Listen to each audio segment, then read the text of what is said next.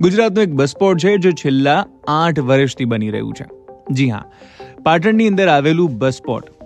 આમ તો બસ પોર્ટ અત્યાર સુધી બની જવું જોઈતું હતું અને એને વર્ષો લાગી જવા હતા, પરંતુ 8 વર્ષથી 2017માં બસ પોર્ટનું ખાતમુહૂર્ત કરવામાં આવ્યું હતું.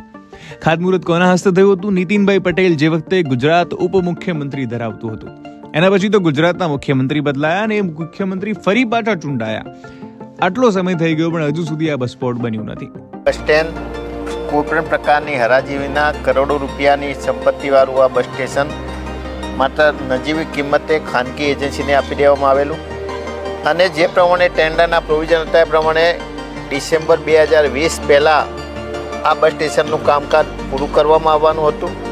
કોરોનાના લીધે એક વર્ષનું એક્સટેન્શન આપવામાં આવ્યું એટલે ડિસેમ્બર 2021 સુધીમાં આ બસ સ્ટેશનનું કામ સંપૂર્ણ રીતે પૂરું કરવાનું હતું. હજુ પણ તમે જોઈ રહ્યા છો કે ઉપર આ બસ સ્ટેશનનું કામ અધૂરું છે, પરંતુ વારંવાર અમે વિધાનસભાની અંદર રજૂઆત કરી, સંકલનની અંદર પ્રશ્નો પૂછ્યા. બે વાર વિધાનસભાની અંદર પ્રશ્ન પૂછ્યા તો વિધાનસભામાં અમને 6 મહિનાની સમયમર્યાદા આપી હતી. સંકલનની અંદર પણ 6 મહિનાની સમયમર્યાદા આપી હતી અને બસ સ્ટેશન ચાલુ કરવાની વાત કરી હતી. હજુ પણ અમે જુઓ છો એ રીતે માત્ર ઉપર કામ ચાલુ રાખી અને બસ સ્ટેશનનું કામ પૂરું કરવામાં આવી રહ્યું છે.